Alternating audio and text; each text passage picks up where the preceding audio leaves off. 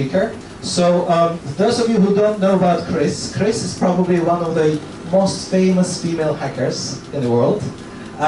And she is famous, so I just, if you don't know her, I'm going to tell you a funny story, which is a true story. So many years ago, there was a hack on the Department of Defense in America, and FBI had been looking for a hacker, and they discovered that the hack was actually coming from a school. And they stormed the school, and they were very surprised to find out that the hacker they were looking for was a 10-year-old girl. And that 10-year-old girl is Chris Kubeka. Chris, I'd like to invite you to come and talk about open source intelligence. Welcome.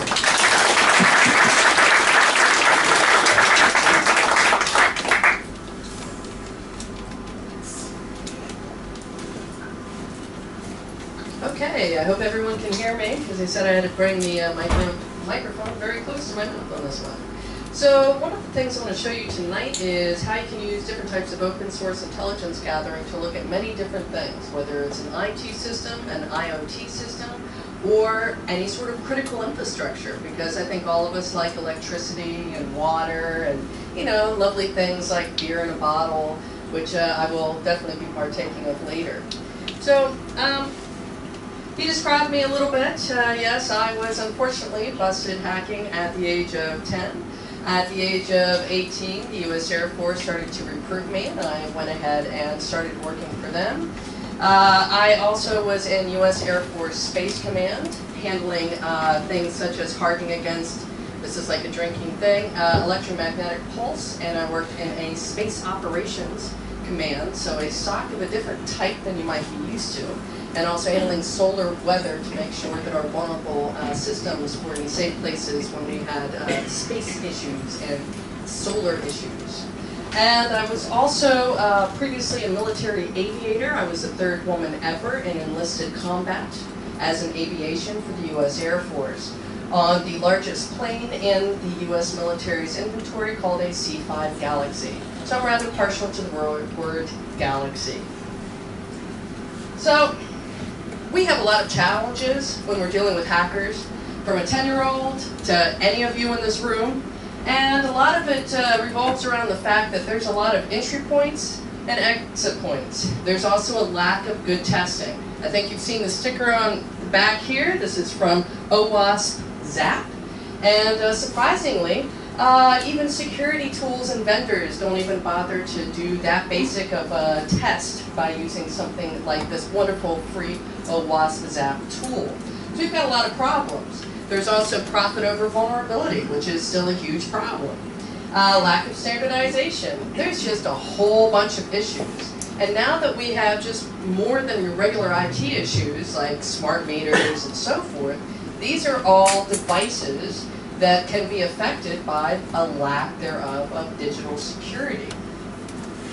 So when we talk about critical infrastructure, I used to lecture for part of GCHQ called the Center for Protection of National Infrastructure, and I've been to every single nuclear facility here in the United Kingdom dealing with the engineers on the control networks specifically.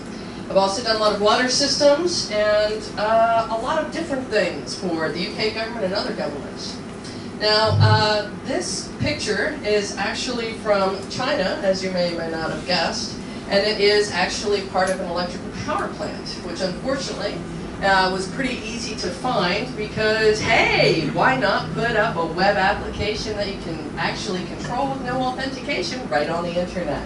Does anyone think that's a great idea? Yeah, you see, there's a few. I think it's a great idea, right? You know. So here's one in Europe where, unfortunately, you can actually press the buttons for the master controls once out of Germany and turn things on and off because, hey, who needs electricity in parts of Germany, right? No, right? No, they're just a big production country, right? This one was a very unfortunate one.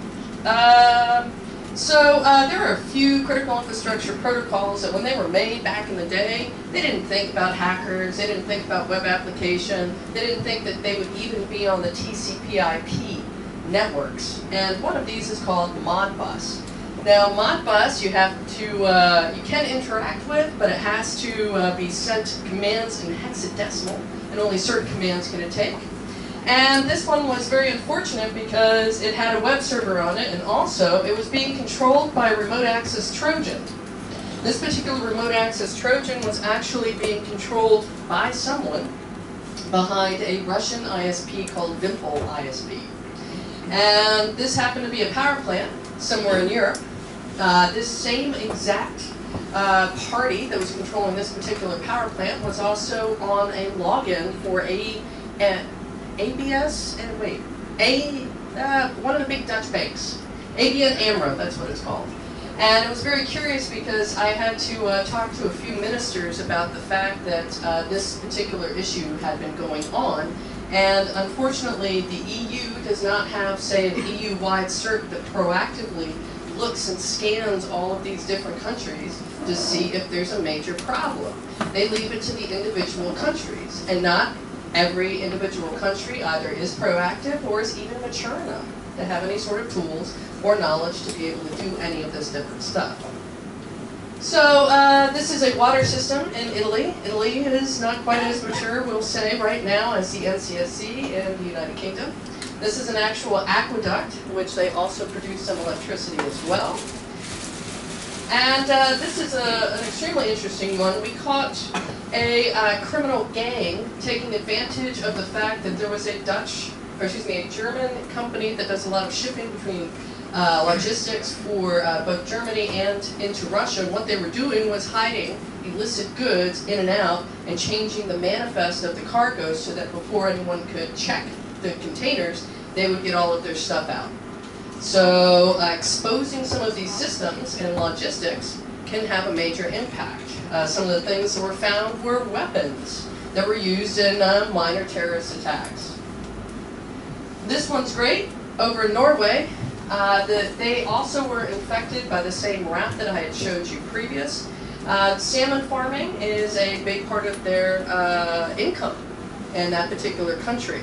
So we see that agricultural systems can also be affected by these different types of things. And unfortunately, there was no need to even put in a login because there was no authentication. Yay! And you can turn things on and off if you wanted to, and you don't really want to kill a bunch of fish. Maybe you don't like fish. Please leave those ones alone.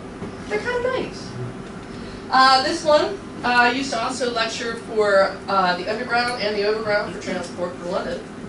And they had a few problems because when you're dealing with critical infrastructure and also even public transport, the hardware that they buy, they imagine it's going to be in service from anywhere from 5 to 30 years, but yet they connect Windows or Linux-based systems with a lifespan of only 3 to 5 years, and these things have to be patched. And if you patch them, it might mean that the rest of the equipment loses its interoperability. And so that can be a big problem. That's one of the reasons why they don't like to patch a whole bunch of stuff. Because if it's working today, why try to fix something if it ain't broke, right? So here's my favorite. If you're growing weed and you connect it to the internet, please turn on some sort of authentication because your weed grow kit can actually be found. Now that might not be legal here yet. It certainly is actually not legal to grow indoors in the Netherlands, but in many parts of the US, like in the state of Colorado, it's now a huge part of their tax base.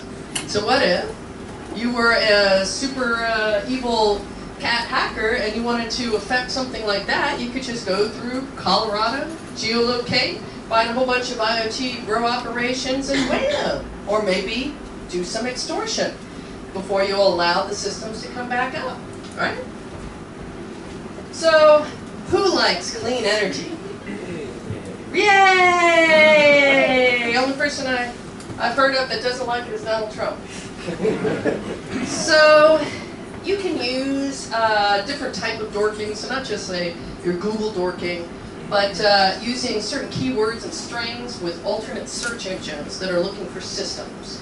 And beyond, say, your Shodan, there are quite a number of these things, both in English and a lot of them in China, specifically written to look at the Western world.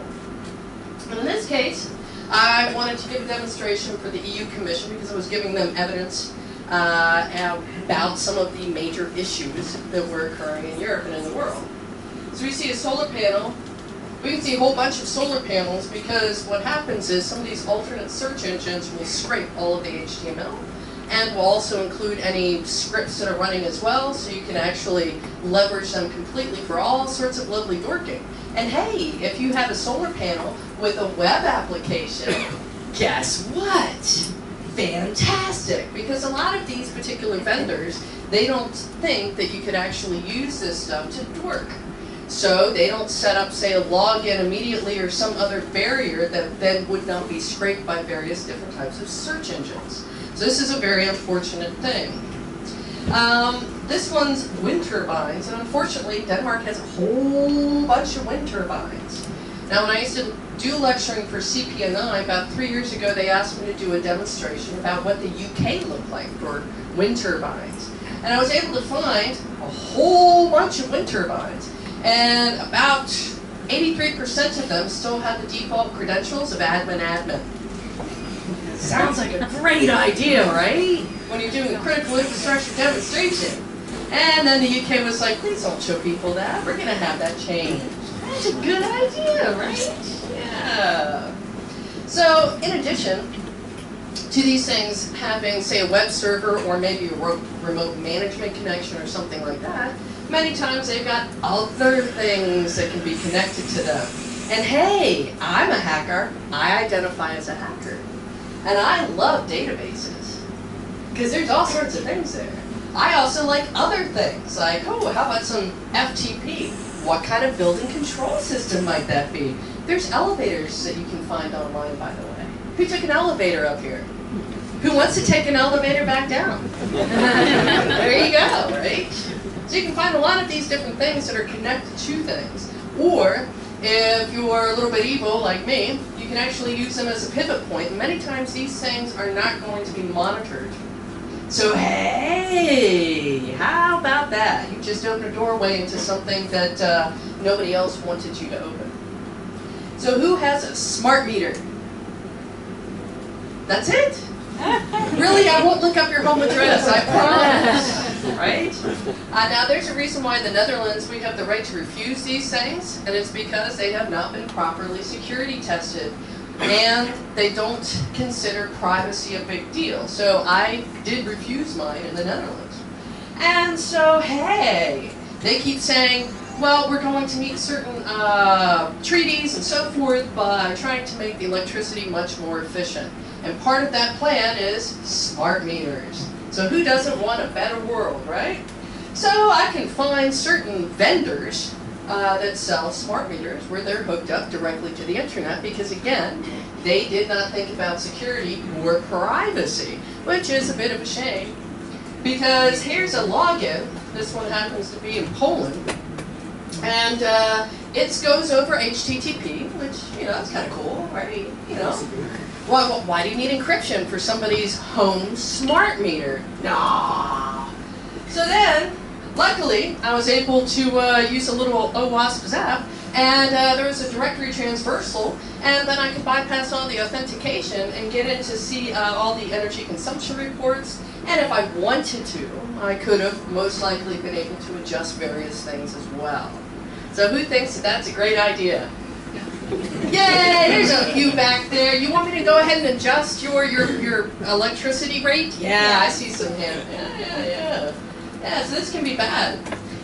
Now, here's an interesting one. In the United States and in Canada, they use, or we're going to use, a system called the Open Automated Demand Response. And what this is it's kind of like a bridge where it connects all these different types of protocols. Many of them are proprietary. And it goes, hey, you can control all this stuff from one particular web server. Yes! Now, in the documentation, it states very clearly, do not expose this to the internet because there is no security. So anyway, in 138 milliseconds, I was able to find 75 of them. Yeah! Fantastic, right? And here's Quebecois, Canada, where it's a hydroelectric dam system. And, well, guess what? I was able to find it. And the cool thing about this, because it's an alternate search engine, is the properties that I use were actually the certificate itself and who it was issued to. So it isn't just HTML code. You can actually find a whole bunch of information off of the certificate properties. And I love to play with encryption. So luckily it wasn't actually trusted except by themselves. It was using an outdated encryption, TLS 1.0. For these particular devices, they were also hooked up to a bevy of other things. And this is fantastic. Another key thing about a lot of critical infrastructure is they will almost always have some sort of remote management tool that they connect to because vendors have to perform maintenance. And most of the time the vendors will say, you got to use the tool we tell you to, or we cannot provide any service. And many times they will use the same credentials for every single customer. Doesn't matter if it's nuclear, doesn't matter if it's water. If they have Honeywell, Honeywell might use the same credentials and some sort of weak remote management protocol. And you can't do anything about it because then you'll be going against their particular contract. And they'll say we can't provide you maintenance anymore. So let's step into aviation. Aviation is very interesting. I do like planes. Don't particularly like some planes. But that's okay. So how many of us have never flown in here? Nobody. So we've all been on an aircraft in one way, shape, or form. So in the aviation industry, they're kind of behind the times. And this is rather unfortunate because I can find airports. I can find luggage systems. I can find many different things. This one is still using what's called SMB version 1. Fantastic. Here is a wonderful remote desktop protocol login. Now, AMAS is now on Kali, which is fantastic. There's also another tool on Kali called Free RDP.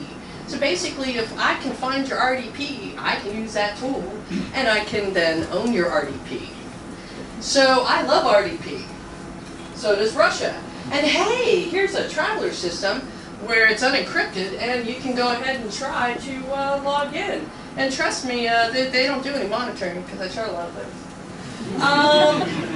Here happens to be an Iraqi airport, and this particular airport is in a bit of a hot zone, so it's not very wise for it to be just hanging around on the internet. This is one that was actually attacked by drones earlier this year. I used to work for Saudi Aramco. I was the one that they called up in 2012 when the Iranians attacked them, taking out about 85% of their Windows infrastructure. So, yeah, that's a problem because that's a hot spot as well. Ethiopia, I was able to get into network devices, ticketing systems, and so forth. For a number of years, Ethiopia has actually been at war with Eritrea back and forth. So, believe it or not, Ethiopia has an offensive security capability. And they are the top in that particular region of the world because of the fighting back and forth with Eritrea. And this is Vienna, because it isn't just, we'll say, less than developed countries. To also give you a bit of a background, Paris-Orly Airport, they currently have a particular computer, and this is public information. It runs on Windows XP, and it's for part of their air traffic control system.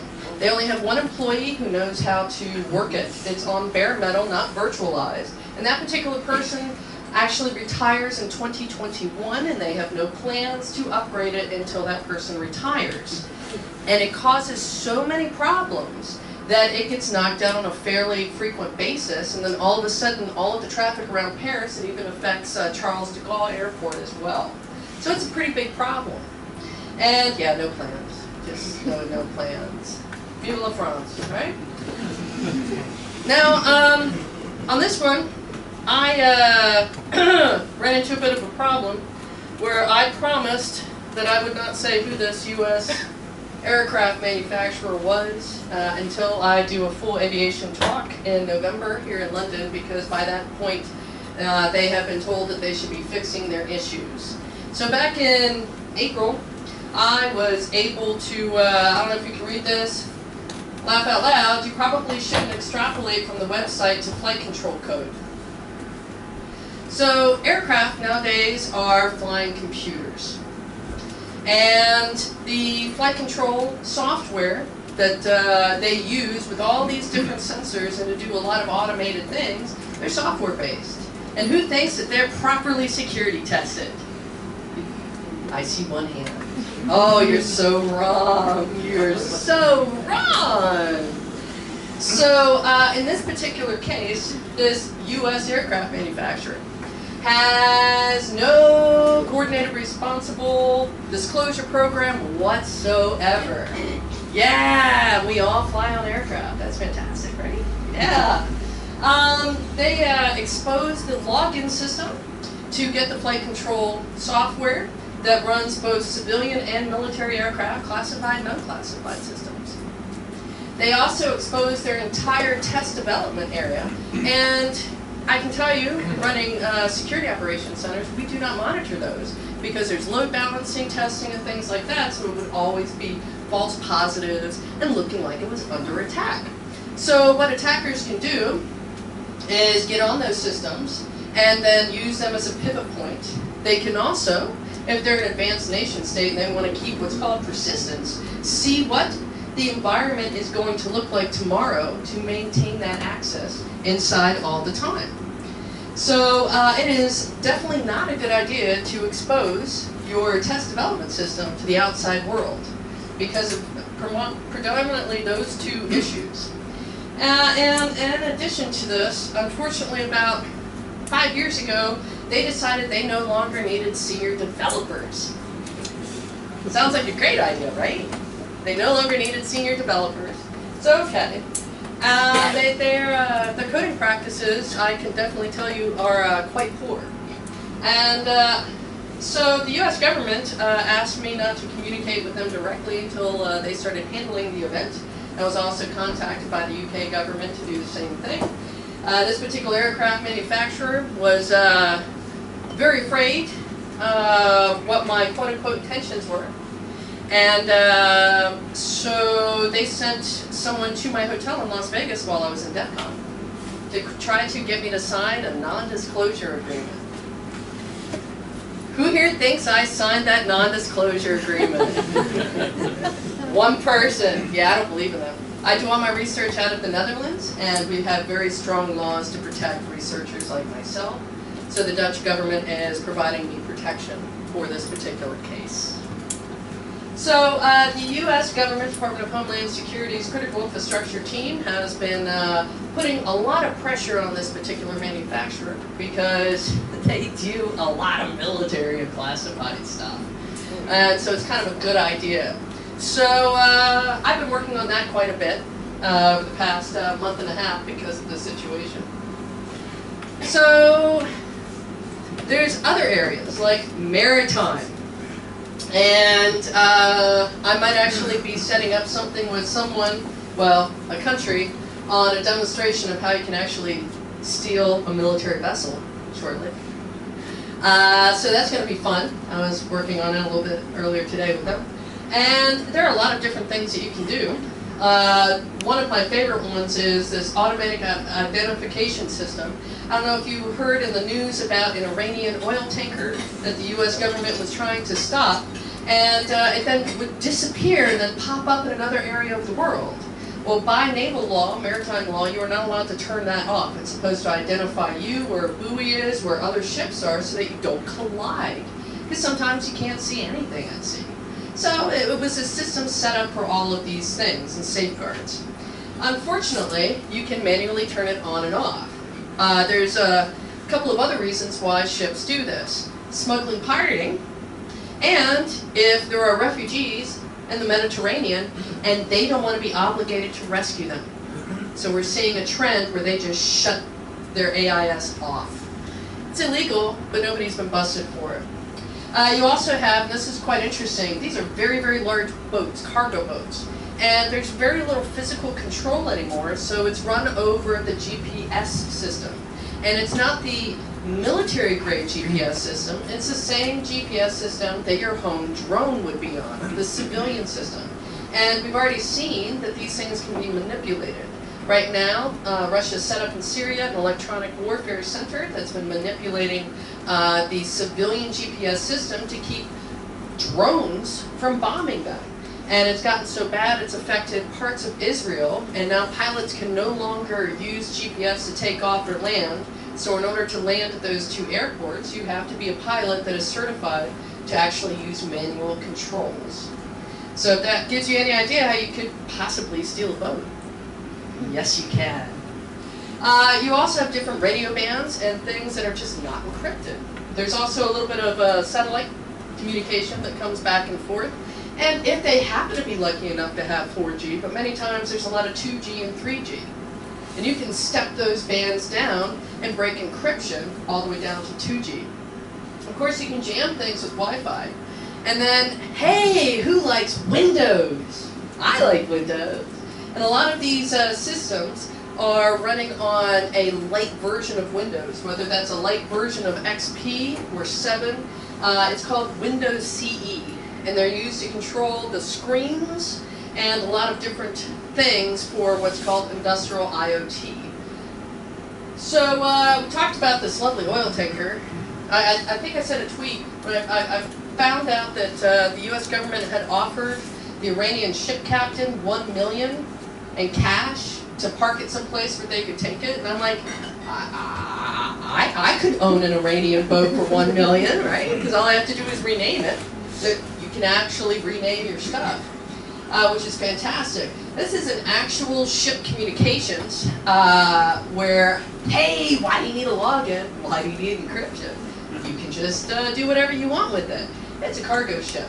A lot of these other things, Telnet is really not the best protocol to be using to connect to. Unfortunately, there's a lot of it because just like the aviation industry and just like other industries, they're a bit behind. So I'm just trying to keep an eye on the time so I don't run over for the next speaker and then I can get beer. And this is actually what it kind of looks like. So an HMI is human machine interface. It's your monitor.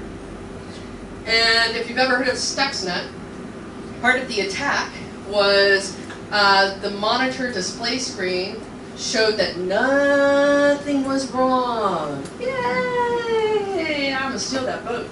So that's a problem. You can also find, and this is very interesting, these are routers that are used a lot by the Maritime Industry for industrial 4G. And the majority of this particular brand, we've known the private encryption key. So you can actually look it up by those particular properties. Because a known private encryption key means no encryption. And another one, you can find hack systems on ships. Yay! Please help me! My router's been hacked! So yeah, there's a lot of problems in this particular industry. And these types of things are used for ransomware attacks and extortion as well. So, space asset challenges. I did tell you I dealt with space stuff, right? Back in June, I was invited by the University of Oxford and De Montfort University to run a new space IoT hackathon at Royal Holloway University for cleared PhD students. And so, for the 2-day workshop, thought it was fantastic. Introduced them to U.S. Air Force Space Command challenges, dealing with our own versions of cyber, and then also the reality of some of the attacks that have actually taken place against these types of systems. So we're dealing with systems that once you put them up in space, they're very hard to touch again, to fix again, to patch again, and many times because they're dealing with availability. Encryption means it's going to introduce latency. You have to encrypt, decrypt, encrypt, decrypt. And the Queen, we'll say some in England, is availability, not confidentiality in many of these cases. Because of that, you can do a lot of different things with various space assets. You can even do man-in-the-middle attacks in between unencrypted communications. Or many times, if they're using encryption, they might be using a very old cipher, where we know that it might be able to be cracked. So hey, why not just collect that up and then beam it down and crack it on a land-based system, right? Another thing that we run into, and this actually happens here on Earth, is called bit flipping caused by cosmic radiation. Now there was one very interesting case in Belgium where they had a voting system, and they're like, something's wrong, because there's only 1,500 people and 4,500 people voted. And what they found was the software was altered because of bit flipping from cosmic radiation. Now you get less of it here on Earth because of various shielding, but up in space you do not have that shielding depending on how high the orbit is. So that's a continual challenge up there. So we actually awarded the winners of this particular space hackathon, and we're thinking about doing it nationwide and basing it in Surrey, United Kingdom, to broaden out the question of how do we secure new space asset moving forward. This was the winning team. They're great. They pose fantastically. It's the best pose ever for PhD students. And we additionally have other challenges where it isn't just, say, the problem with encryption. Recently, earlier this year, Elon Musk, you like that? One of the things you can't see from the back, so threats to satellites, who are the assailants, and it goes nation states, hacktivists, multinational corporations, Jeff Bezos, Elon Musk, Mark Zuckerberg, and other aliens. Right? So earlier this year, Elon Musk sent up the beginning portion of something called Constellation. And this is to provide higher speed internet access around the world. And they launched it from the United States. When they filled out the paperwork, the FTC, who governs this, their forms were behind the time, and they did not ask for what type of communication, satellite to satellite, they would be using. So Elon Musk is using laser to laser, which is unsurveillable, and did not have to declare that. Whoops. So they're not changing their forms. It's a very good system. It's a very nice mesh system and so forth, but I'm sure you've heard of the argument from various governments, maybe we should end this encryption thing because they want to be able to surveil things. Now they're faced with basically a multinational and very powerful corporation that has created a fast system, but you can't surveil it. And it's not making them very happy, to be honest with you. So, yeah. How many of you remember this older movie from, was it James Bond movie? It was called Moonraker, right? Really rich dude starts taking space stuff and astronauts out of space and tries to blame and make it look like each nation was doing this for his own evil cat purposes. I think he did have a white cat, right? It just seems like they should have a white cat.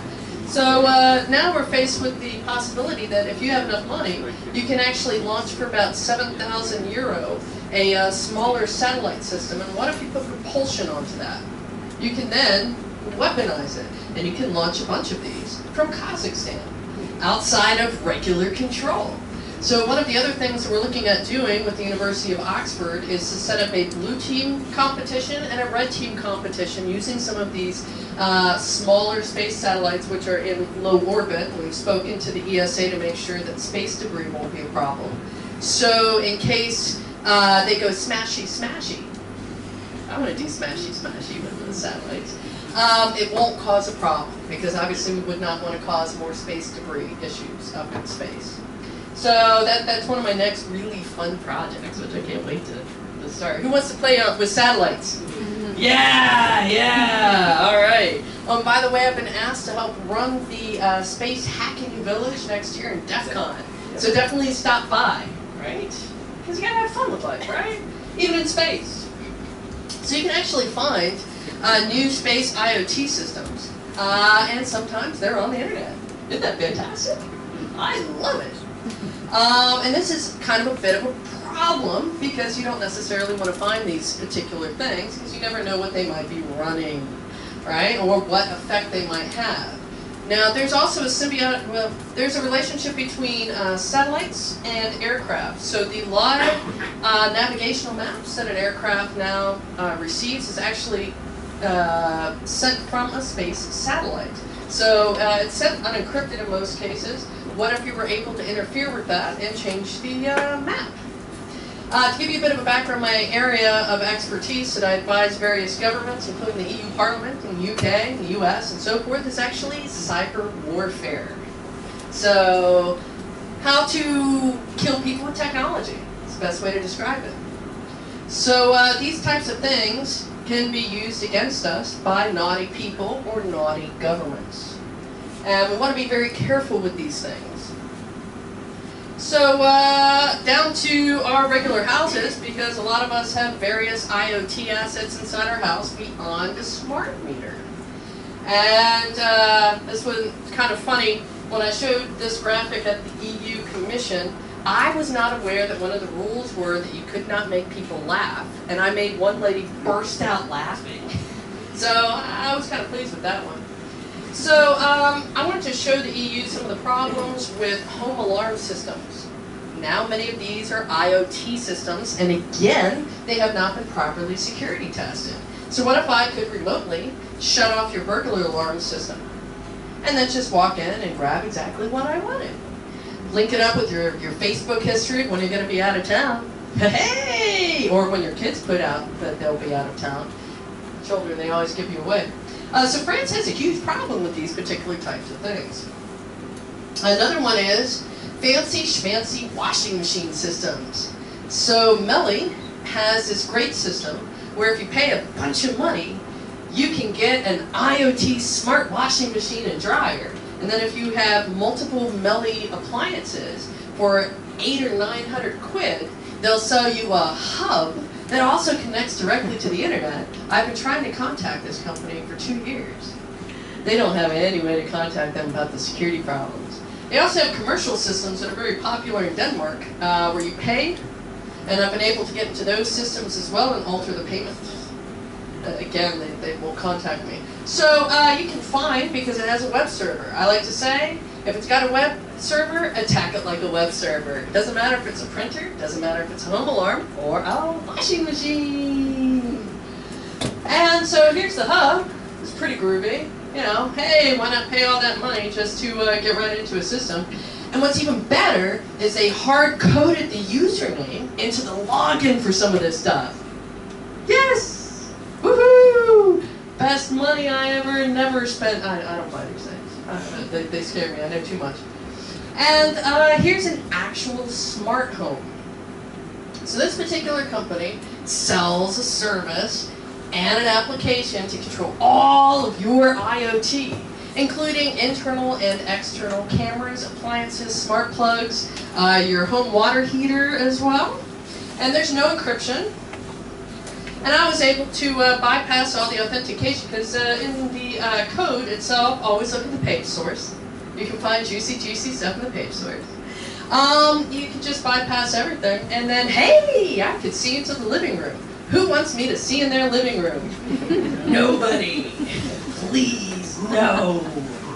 So there's a few problems when it comes to various different types of IoT out there, and many of us have these different things. So I tried to leave enough time for questions. Yes, I did. Fantastic. So I do really say, you know, if you leave stuff on the internet, and I can find it, and it really is like free candy for me. But aren't you glad I'm on the good side, right? Right? I'll actually be presenting a case of cyber terrorism at the annual Europol-Interpol conference, and for my keynote next week, it'll also be on a cyber terrorism event that I helped avoid in the Netherlands. So I am on the good side, but I love to have fun with this stuff. So I'll go ahead and open it to questions. So this is the offensive side. What would be the best practice for enabling legacy systems to actually put them online in a safe way? What about it? So, yeah, talking about the defensive side now, so because this is all offensive, so is there like a secure way to put legacy systems online? Because it's infeasible to re-implement all of the systems in a secure way, right? Yes, there are. So this is one of the things I've talked to several vendors, including Honeywell, is when they've got their web apps that are showing online, for them to not advertise, hey, it's a Honeywell controller. or it's this, that, or the other. So change it up so that there's nothing that can be immediately scraped. And that way you can't really find these things very easily. You have to do a lot of work. And many of these systems, if they can be found easily, then they can be attacked easily. So always try to increase the amount of effort that anyone has to do to attack your system. And that is one of the easiest ways to actually hide these systems online if you cannot put them behind some other method. And it's a very easy update, just on the web app portion. Any more questions? Yep.